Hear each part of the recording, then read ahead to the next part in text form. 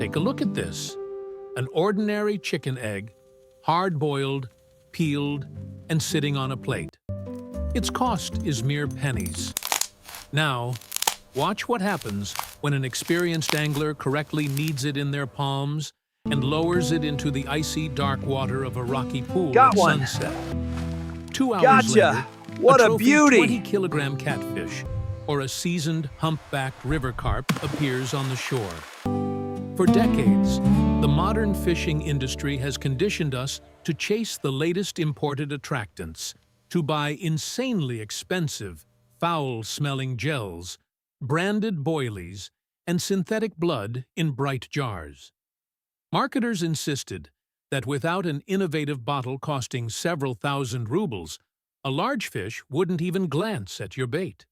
But in reality, the lure capable of raising the largest and most cautious inhabitants of the river depths from the bottom has been sitting quietly in your home refrigerator all this time. Welcome to the channel where we ruthlessly destroy myths and leave only what works in practice. What if the most accessible source of protein in your kitchen, a simple boiled egg, is the very secret code to catches that have been hidden from you for years? These are not empty words or an advertisement. This is pure biology, confirmed by years of practice and dry reports from ichthyological laboratories. Let's look into the historical archives that today's glossy magazines prefer to keep silent about. Let's transport ourselves to the late 40s, a difficult post-war era, and then to the stable but scarcity-filled 70s. Across the vast expanses of a great country, from the mighty Volga and Dnieper to the remote Siberian taiga, the Ob, the Irtysh, and the harsh waters of the Amur, fishing was often not a hobby, but a means of survival. It fed entire villages and workers' settlements during periods of crisis. Commercial brigades and simple village elders, who caught giant fish year after year, even in droughts, had no access to shops with foreign tackle. They caught fish with what was at hand. And the most successful solitary anglers on the lower Volga, the Don, and the quiet reaches of the Desna had their own quiet, almost mystical trick. When they set their heavy bottom lines, long lines, and trot lines in deep channel pits, they didn't use smelly chemicals. They took a firm, boiled egg, processed in a specific way right on the shore. This clean, cheap, and incredibly effective bait worked where all other methods failed. Then this tradition began to fade, and not because the fish stopped biting. It was simply because in the 90s and 2000s, the fishing business became aggressively commercial. It is impossible to sell you a penny-cost kitchen recipe. But imposing a beautiful jar of artificial dip for a significant amount of money is easy. Thus, the cheap grandfather's method disappeared from the pages of magazines, giving way to paid advertising. But from the deep river pools, this secret never went anywhere. The most striking thing is that even those rare modern anglers who have heard a whisper about fishing with a boiled egg somewhere on the Middle Pripyat or the Kama make the same fatal critical mistake at the most important moment, just when a large fish begins to show interest in the bait. Later, you will see exactly where they make this blunder, which costs them the trophy of a lifetime. The unique effectiveness of boiled protein on large freshwater predators and wild carp is not just old wives' tales or accidental luck. It is fundamental science. In their time, Soviet ichthyologists studying fish behavior in conditions of murky water and extreme lack of visibility came to startling conclusions, which were later confirmed by foreign researchers. Take our European catfish, or a large river carp. Did you know that a catfish is essentially a giant swimming tongue? On its body, from the tips of its long, sensitive whiskers to the very tail fin, there are more than 175,000 taste receptors. A fish doesn't need eyes in the pitch darkness at a depth of 10 meters, where the water resembles thick tea made from stirred-up silt. It literally senses and tastes the water with its entire skin. And the very molecules to which evolution has firmly tuned the sense of smell of river giants are specific amino acids: lysine, arginine, methionine, and alanine. These are the building blocks that make up any animal protein. And the amino acid profile of an ordinary boiled chicken egg matches the ideal natural needs of the fish, almost 100%. A river predator is capable of detecting these compounds in a fantastic proportion of 1/1000th part per volume of water. It feels this signal from dozens of meters away, unerringly determining the direction of the current carrying the nutrient trail. Now let's take off the rose-colored glasses and engage in real myth-busting. How many times have you heard advice from armchair experts to season your bait with kerosene, burnt felt, unrefined sunflower oil with the smell of seeds, or smelly pharmacy valerian? In Soviet times, on wild, unafraid rivers, these sharp, unnatural smells sometimes worked due to the fish's basic curiosity. But today, in an era of colossal fishing pressure on our water bodies, the situation has fundamentally changed. A large, old fish is an extremely cautious and teachable organism. In the pressured sections of the Oke, the Don, or reservoirs, every large individual has already encountered the sharp chemical aromas of store-bought baits hundreds of times, been pricked by hooks, escaped, and learned from its mistakes. They associate these aggressive smells with deadly danger. When you throw a portion of a heavily advertised thick dip into the water, it creates a powerful, unnatural cloud.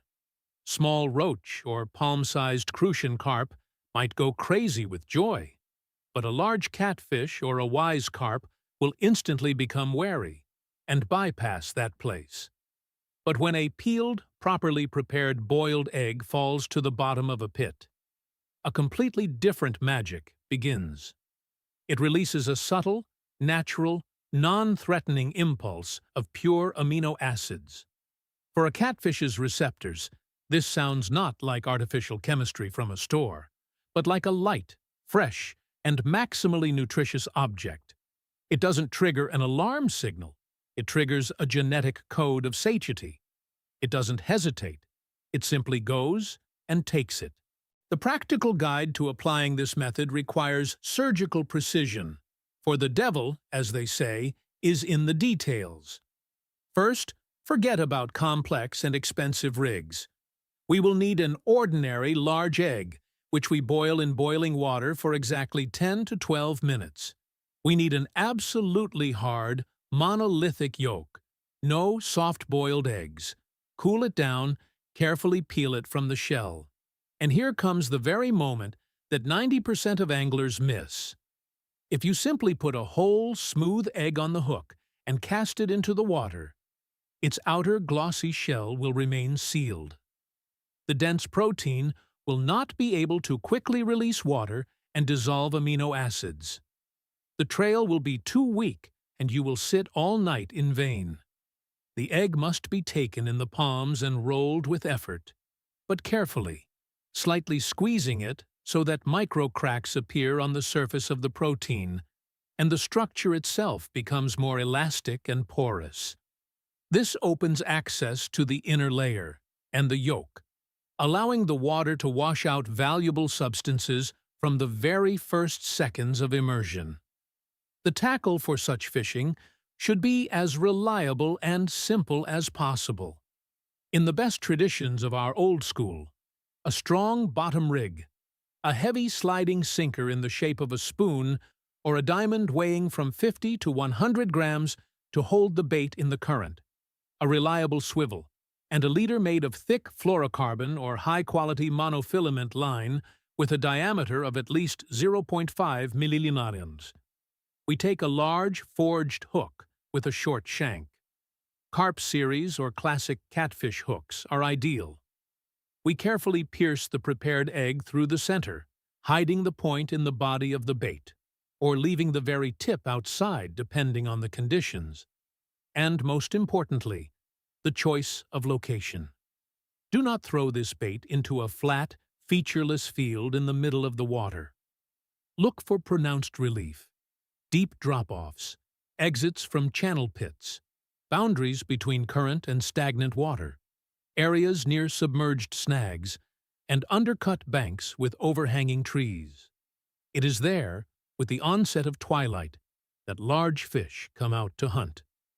The cast should be soft and smooth so as not to crack the delicate bait upon impact with the water.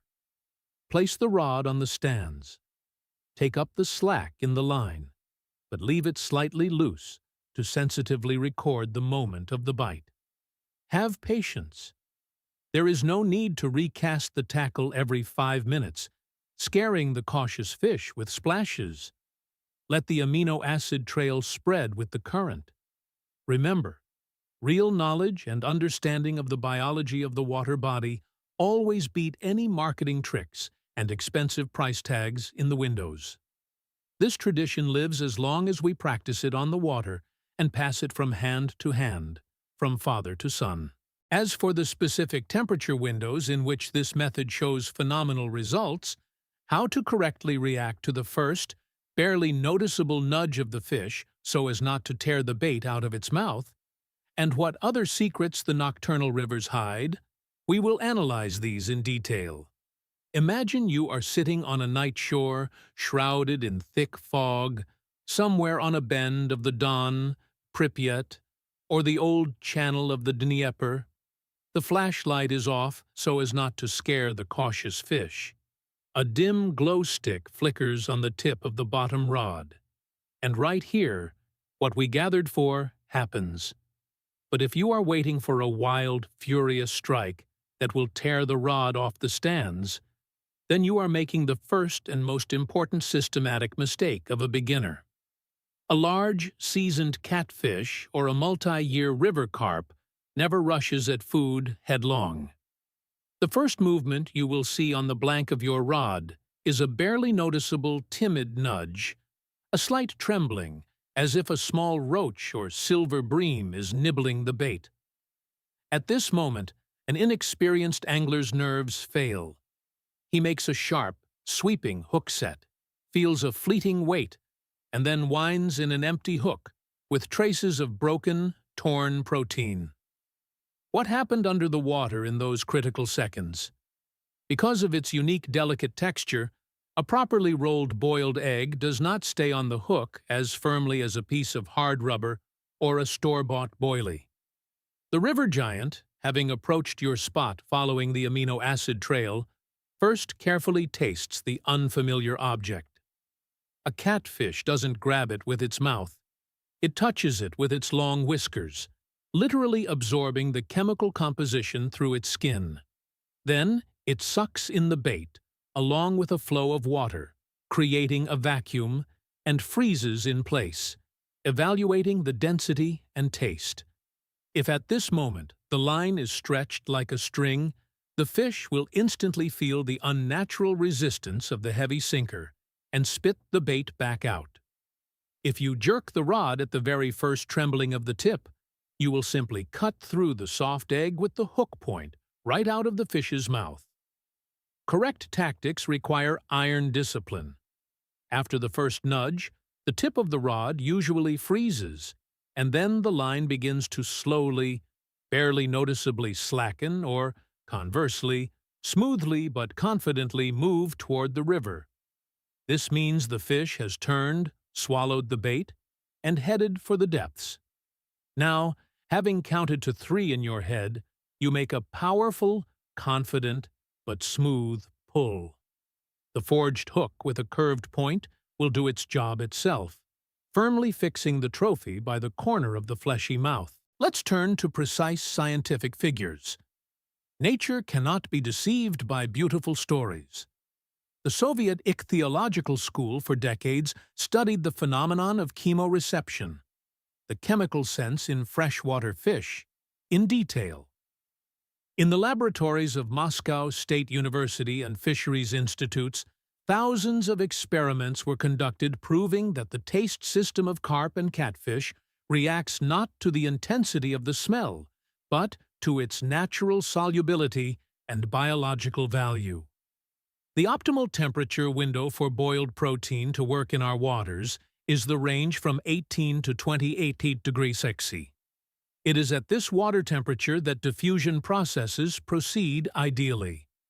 When the temperature drops below 15 degrees, fats and dense proteins begin to solidify, the rate of amino acid release slows down, and the bait's range of action is reduced threefold. Conversely, in the height of summer heat, when the level of dissolved oxygen in the bottom layer drops below a critical 4 millimeters per liter, large fish become sluggish and completely ignore any aggressive, sharp smells of artificial dips. In such stifling, stagnant water, ammonia and alcohol flavorings from beautiful bottles create a chemical burn zone for the fish. A boiled egg in these conditions releases the finest nanomolar trail of natural ovalbumin. For a half-asleep catfish suffering from a lack of oxygen in a deep pit under a thermocline, this signal becomes the only irritant that doesn't scare it, but triggers an unconditional feeding reflex. Now let's ruthlessly analyze and destroy the main myth of night fishing that has migrated from mouth to mouth in fishing markets and forums for decades. The theory that the stronger it stinks, the better it catches. How many tons of spoiled chicken liver, rotten meat, burnt felt, and sour cottage cheese have been thrown into our rivers in hopes of catching a river monster? Armchair experts insist that a catfish is a scavenger that feeds exclusively on rot, but any professional ichthyologist would laugh in their face. A large catfish is the pinnacle of river predator evolution, an absolute and clean hunter. Yes, it can pick up a dead fish from the bottom if it is still fresh, but it will never touch a decomposing, toxic mass. During the process of meat rotting, dangerous poisons are released, putrescine and cadaverine, as well as a huge amount of hydrogen sulfide and ammonia. A catfish's sensory organs, capable of detecting substances at the molecular level, perceive these compounds as markers of deadly danger and a rotten, unsuitable environment. The fish leaves such a zone, but thermally processed chicken egg protein does not contain denaturation toxins. During boiling, the protein structure changes, releasing those very free amino acids that signal to the fish the most accessible, easy, and high-calorie food that doesn't require energy expenditure for chasing. The historical experience of our ancestors proves this with 100% accuracy. Remember the harsh years when the survival of entire families on the banks of the Volga, Kama, or Ural depended directly on what the river would bring. In those times, no one had heard of the concept of sport fishing. People went for fish like they went for bread. Experienced old masters who fished with night trot lines or heavy hand lines on the deep reaches of the Ob and Irtish saved every chicken egg.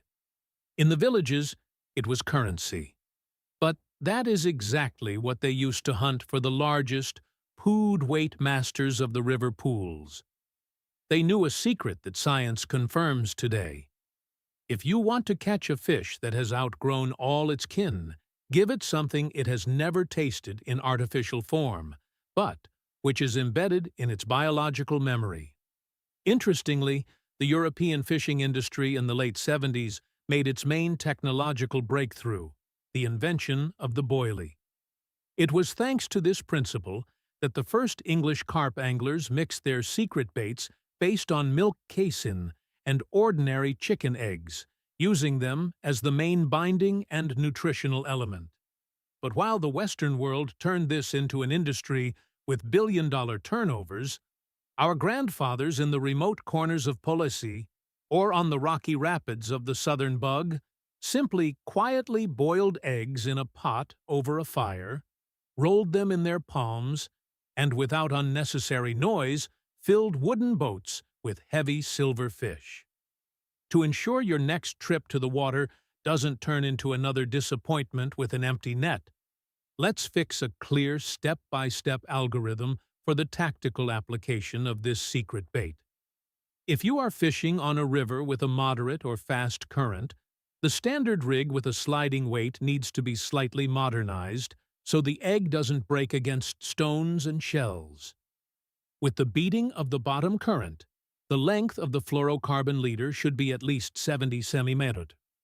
This will allow the bait to smoothly and naturally hover just above the bottom, creating an ideal trajectory for the spread of the amino acid trail. As an additional life hack to attract fish from long distances, you can use the shells from those same boiled eggs. Don't throw them away. Thoroughly crush the shells into a fine crumb right on the shore and mix it with ordinary clay or earth taken from the water's edge, adding a little boiled millet or sunflower cake. Roll dense balls and throw them slightly upstream from your tackle. Small fractions of the shell, covered with remnants of a thin protein film, will slowly roll along the bottom, creating a visual and chemical trail that will lead the river giants straight to your hook. Never hurry. The waiting time at one spot should be at least 40 minutes. Remember that large fish move slowly and cautiously, checking every step with their receptors. And every time you want to give in to the persuasion of bright advertising and buy another secret chemistry in the store, remember this simple penny recipe from the fridge. Real mastery is not the thickness of your wallet, but the ability to think like a fish, understand its biology, and use the laws of nature to your advantage. In the dead of midnight, when the moon's disk hangs over the black surface of a reservoir or an old river channel, nature seems to freeze. But it is during these hours that the real movement of giants begins under the water. Armchair anglers by this time usually fall asleep in their tents or go home, complaining about a total lack of bites and blaming it all on the change in weather. But a true researcher knows that right now is the golden hour for a biologically sound hunt. Many believe that a sharp drop in atmospheric pressure by 10 to 15 ppm completely turns off the appetite of all river ichthyofauna. However, this is another dangerous misconception that we will now destroy with dry scientific facts. When the barometer goes down rapidly before a prolonged thunderstorm, the swim bladder of a large bottom predator experiences excess pressure, forcing the fish to leave its deep wintering pits and rise higher to middle channel drop-offs, rocky rapids, or gentle sandy spits. In this short pre-storm period, the metabolism of catfish and carp, on the contrary, sharply activates. They require fast, high-calorie, and easily accessible energy, which they seek exclusively by smell, since visibility in pre-storm water drops almost to zero. If at this moment your artificial silicone lure or a smelly chemical boilie oversaturated with synthetic preservatives is in the fish's path, the predator will simply ignore them, as its olfactory rosettes are tuned to search for natural molecular chains. The historical archive of our rivers keeps amazing evidence of how Soviet commercial fishers and solitary anglers used this natural feature in various corners of the vast country. In the hungry post-war years, as well as during the period of severe shortages in the late 70s, on the banks of the Southern Bug, Desna, and Pripyat, there were entire fishing dynasties that fed their families exclusively through night fishing. These tough men didn't know fancy foreign terms, but they possessed a colossal baggage of practical observations and passed their secrets under the strictest confidence only to their eldest sons. When the period of summer water stagnation arrived, and traditional baits like live fish, crayfish tails, or a bunch of large night crawlers were instantly attacked by clouds of small roughy, gobies, or voracious silver bream, the old masters brought out their main trump card. They boiled ordinary village eggs in cast-iron pots, carefully peeled them right on the riverbank, rolled them in their palms until a specific oily sheen appeared, and set them on heavy shore handlines. On such tackle, they caught not just routine 1-kilogram fish, but real river monsters, pood-weight carp and huge black catfish that easily snapped thick nylon thread if the angler showed excessive haste. The scientific explanation for this phenomenon lies in the complex structure of the olfactory apparatus of freshwater fish. Scientists found that inside the olfactory sacs of a catfish are thousands of sensitive folds covered with ciliated receptors capable of detecting individual molecules of dissolved amino acids in incredibly low concentrations. Dense boiled chicken egg protein, upon entering the aquatic environment, begins to slowly hydrolyze, releasing lecithin and vitellin, which create a stable, long-lasting colloidal suspension around the bait. Unlike alcohol or oil-based store attractants, which either instantly dissolve and are carried away by the current or float to the surface as a greasy film, this protein suspension has neutral buoyancy and stays in the very bottom layer, moving strictly along the bottom relief. It fills all the microcracks between stones and shells, creating a continuous chemical path that looks like an irresistible marker of easy prey to a catfish's receptors. Now, let's crush another popular myth: the belief in the magical power of the full moon. In the fishing community, it is common to believe that during a full moon, large fish are blinded by the bright light, fear their own shadow on the bottom, and completely stop feeding. This is absolute nonsense, born of a lack of understanding of basic ichthyology. A catfish or carp doesn't care about the light level, as their vision plays a negligible role in the food search process. During the full moon phase, the behavior of small prey objects simply changes.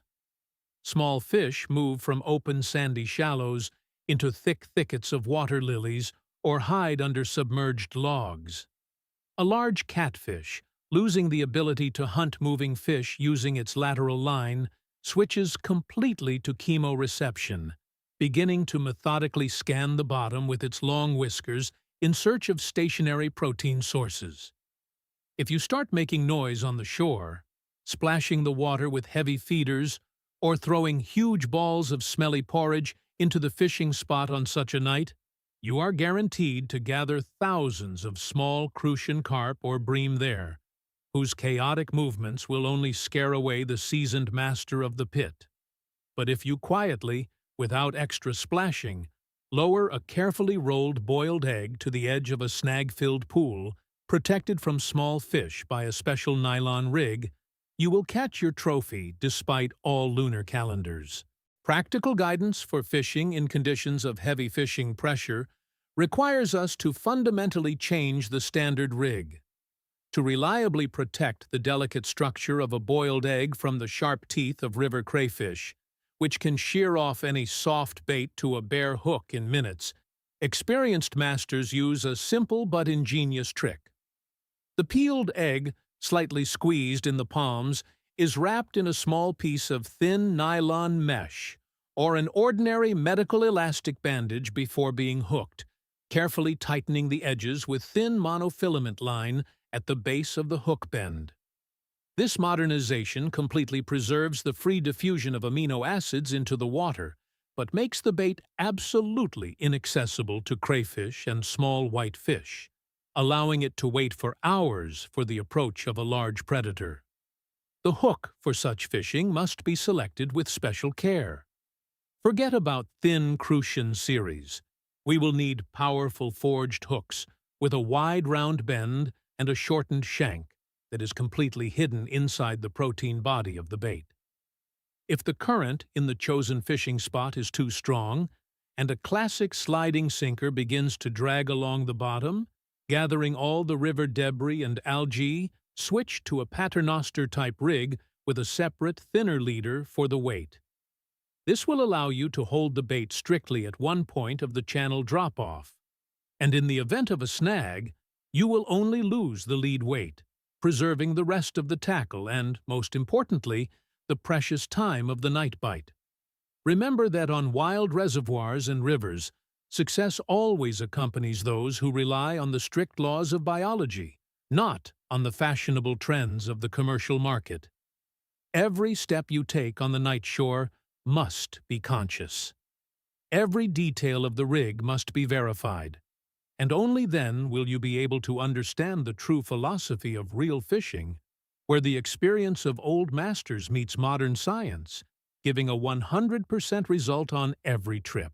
A modern angler on a riverbank often resembles an astronaut dropped on an alien planet. He has expensive carbon fiber rods of cosmic cost, multi-frequency echo sounders with side-scanning functions, membrane suits, and huge bags filled to the brim with imported attractants, gels, and liquids. He measures the distance to the centimeter and sincerely believes that success depends on the amount of money spent in a trendy store. But when deep midnight comes, this specialist, equipped to the last word of technology, continues to sit with an empty net, staring perplexedly at his smartphone screen. At this same time, on the other side of the river, somewhere under a spreading 100-year-old willow, sits a local elder in old rubber boots and a worn-out jacket. In his hands is an ordinary, crude handline made of thick line wound on a wooden board. On his hook hovers that same penny-boiled egg from the home fridge. And it is this old man, with frightening regularity, who pulls heavy, whiskered monsters onto the clay shore, overturning all the ideas of modern marketers about correct fishing. This eternal conflict between blind faith in store chemistry and a deep understanding of living nature clearly proves that it is impossible to deceive a fish with a bright label. The historical archive of our water bodies keeps a colossal number of examples where simple, cheap solutions saved people from hunger and brought phenomenal catches. In the Soviet years, when the industrial development of remote regions was just beginning, the supply of distant workers' settlements was irregular. The ability to get fresh fish often determined the diet of entire families. Local commercial fishers working on wild reaches didn't have the opportunity to order scarce tackle from capital stores. They caught on steel wire, heavy forged hooks of artisanal production, and nylon cords. And when, in the height of summer heat, traditional small fish or cut bait instantly spoiled in the sun, turning into a sticky mass, the old masters switched to boiled egg white. On the Ili River, with the help of this bait, they caught giant catfish weighing well over 50 kilo. In Belarus, on the remote peat streams of Polesi and the winding Gorin River, local anglers used boiled eggs to hunt for the largest river carp. These golden, armored giants ignored any standard porridges and oil cakes, but as soon as a dense ball of boiled yolk, rolled in the palms, was lowered into a clay pit washed out by the current, a powerful bite followed, bending thick bamboo rods into an arc. Scientific debunking of myths about fish omnivorousness forces us to turn to the precise biochemistry of the aquatic environment. Armchair experts for years have circulated the ridiculous advice to add massive doses of garlic juice, anise oil, or smelly valerian root to any ground bait. They claim these sharp smells can attract fish from across the river. But the truth is that in conditions of high concentration of these substances, the fish experiences an instant paralysis of its olfactory rosettes. Imagine being locked in a room where a barrel of cheap perfume was spilled. You would simply lose the ability to think and try to escape as quickly as possible. The same happens with a large catfish or carp. When they stumble upon a spot of concentrated anise dip, their sensitive whiskers, covered with thousands of receptors, experience a severe chemical shock. The fish physically cannot stay at that point and moves upstream. A boiled egg works completely differently. The thermal processing process denatures the protein, converting it into a stable form that doesn't dissolve in water instantly, but begins to slowly and portion-wise release molecules of alanine and arginine. These compounds do not cause olfactory fatigue in the fish. A catfish can circle around your bait for hours. Its receptors continue to work in normal mode, constantly receiving confirmation that there is a clean, safe source of calories in front of them. Moreover, the egg yolk contains a high percentage of lecithin and essential fatty acids, which, when they enter the water, create the finest, barely noticeable oily emulsion. This emulsion has a unique physical density. It doesn't float to the surface like sunflower oil, but spreads along the very bottom, following all the curves of the relief and flowing under stones where large crayfish and bottom organisms usually hide. For a catfish, this trail is a direct analog of its natural prey. Now, let's move to the practical guide for reading a water body without using expensive electronics. A true angler must be able to see the bottom of the river by the shape of its shoreline. If you see a steep, precipitous clay bank being undercut by a strong current, you can be sure that right under it is a deep channel trench with a sharp drop-off. It is here, at the very base of the clay wall, that large catfish like to stay, lying in wait for creatures falling from the bank.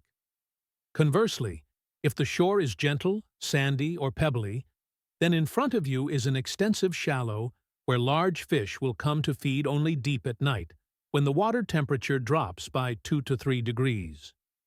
To create an ideal ground bait spot in the chosen fishing location, we will not use store-bought mixtures consisting of breadcrumbs and chemical flavorings. We will take local clay right at the water's edge, thoroughly knead it to the state of a thick dough, add a handful of fine river sand for weight, and finely crushed shells from our boiled eggs. We also add 2 boiled eggs, crushed by hand into a fine mush. From this mixture, dense, heavy balls the size of a large apple are formed and thrown into the water 3 to 4 meters upstream from the expected location of your hooks. Upon hitting the bottom, the clay begins to slowly be washed away by the current, carrying small particles of protein and yolk far down the channel.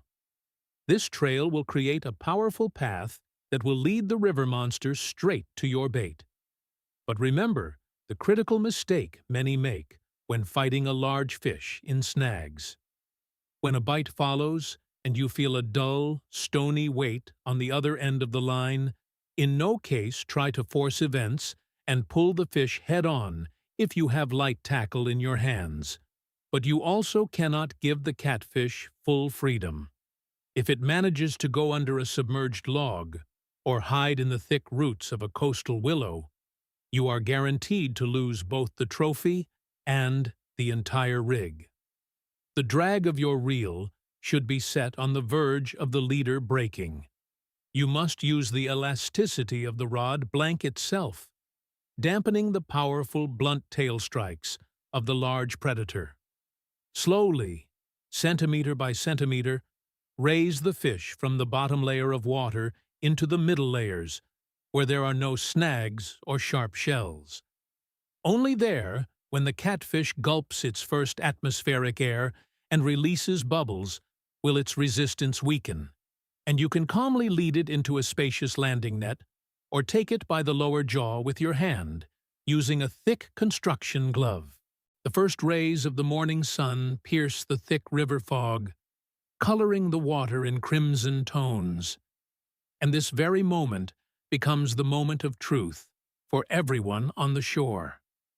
Look at the neighboring anglers who spent the whole night surrounded by hundreds of plastic jars, high-tech alarms, and fashionable tackle. They are tired, disappointed, and angry. They are winding up their expensive rods and packing empty nets, for the 100th time cursing the moon phases, the wind direction, and the local hydroelectric station. Now look into your own cooler, where under a layer of damp grass, a huge, dark river monster caught on an ordinary boiled egg costing a few pennies, is heavily turning. This is not just luck or a random coincidence. It is a crushing victory of pure academic biology over aggressive commercial marketing that has been pumping money out of your pockets for years. A true fishing mythbuster is obliged to look at the root of things, relying only on irrefutable scientific facts and the long-term experience of those who fed their families from the river long before the appearance of the first fishing supermarket. For 50 years, the tackle and bait industry has persistently told us that old fish are stupid, that they can be deceived by any sharp chemical aroma if it is packed in a beautiful jar with a foreign name. But real ichthyological research has long proven the exact opposite. A large catfish or an old wild carp are complex biological computers whose survival systems have been honed by millions of years of evolution. Every bit of fishing pressure on our waters only teaches the fish, turning it into an ultra-cautious expert at recognizing our traps. When tons of store-bought ground bait smelling of artificial strawberry or synthetic halibut oil fly into the same pit every Saturday, large fish instantly put these signals on their personal blacklist. They clearly associate this aggressive, unnatural trail with the pain of a hook and deadly danger. But when a simple, peeled, and properly rolled boiled egg sinks to the bottom, this entire complex defense system of the predator instantly fails. Under the water, a stunning picture unfolds that cannot be seen with the eyes, but which instruments in ichthyology laboratories have recorded in the smallest detail. In the pitch darkness at a depth of 8 meters, the catfish's body turns into a giant, sensitive locator. All 175,000 taste receptors scan the water column, and they are looking not for the sharp smell of perfume, but for microscopic traces of pure natural amino acids. Boiled egg releases this amino acid profile in ideal proportions, creating the finest nanomolar trail that spreads along the bottom. For the fish, this smell sounds like the natural voice of nature itself. It doesn't trigger an alarm, it triggers an ancient basic instinct of satiety, and it makes a confident attack. The bait that unfailingly raised monsters from the bottom in the dead of night back in 1972 will raise your trophy tonight with the exact same deadly effectiveness. Leave behind commercial illusions, trust dry science, and verify everything for yourself. If this investigation has added something new to your fishing experience and made you look at familiar things in a new way, be sure to subscribe to our channel and like this video. We are uncovering the history and the methods that the industry tried to bury. We are planting the seeds of the future of fishing. The next treasure of ancient knowledge will be revealed soon. Stay tuned.